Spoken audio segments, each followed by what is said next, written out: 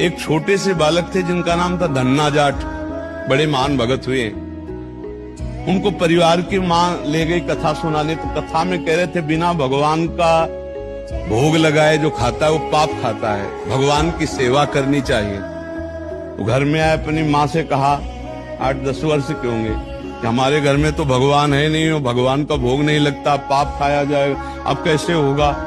तो कथा का आखिरी दिन था, तो पंडित जी के पास गए, कहा कथा आपने सुनाया कि बिना भगवान का भोग लगाए नहीं खाना चाहिए, भगवान हमारे यहाँ तो भगवान है नहीं, तो आप भगवान दे दो। तो उन्होंने देखा कि बच्चा है, तो उन्होंने कहा देखो कथा समाप्त होगी तब भगवान दे देंगे। अब वो दूसरे दिन जब जाने लगे तो उनके पीछे चले, भगवान दे दो गुरुजी आप कह रहे थे।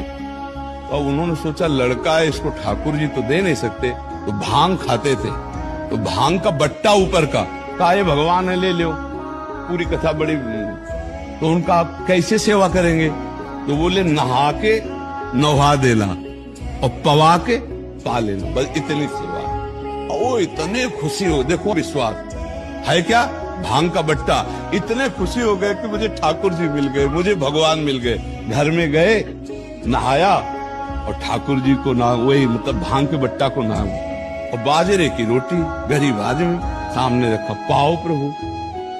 वहां प्रभु कहाँ, एक दिन हो गया, तो उन्होंने सोचा हमारे पास कुछ है नहीं, लगता पंडित जी के पास खीर पुआ सब सामग्री थी तो ठाकुर जी पाते, वो बिल्कुल ठाकुर जी मान रहे हैं। दूसरा दिन हुआ फिर वही बाजरा, तीसरा दिन हुआ फिर वही बाजरे की रोटी। तो वो रो रो करके ऐसे भांग का बट्टा पकड़ा और कहने लगे प्रभु हमारे पास नहीं है कि हम तुम्हें खीर पूड़ी पुआ पवा सके, और गुरु जी ने कहा बिना पवाए पाना नहीं, अगर आप नहीं पाओगे तो हम चाहे मर जाएं लेकिन नहीं पाएंगे। उसी समय श्री कृष्ण प्रकट हो गए, क्योंकि भगवान तो सर्वत्र है ना। भांग के बट्टे की जगह में श्री कृष्ण बैठे हैं, उन्हीं की अवस्था का रूप लेके, और वो और बाजरे की रोटी शुरू कर दी पाना। तो बोले देखो तुम कितने निर्दयी हो, 3 दिन से तो हमें भूख लगी है, हमारे घर में ज्यादा कुछ है नहीं, 1-2 रोटी माँ बना पाती है, गरीब आदमी, पूरी रोटी तुम नहीं पाओगे, आधी हमें दो आधी तुम पाओ।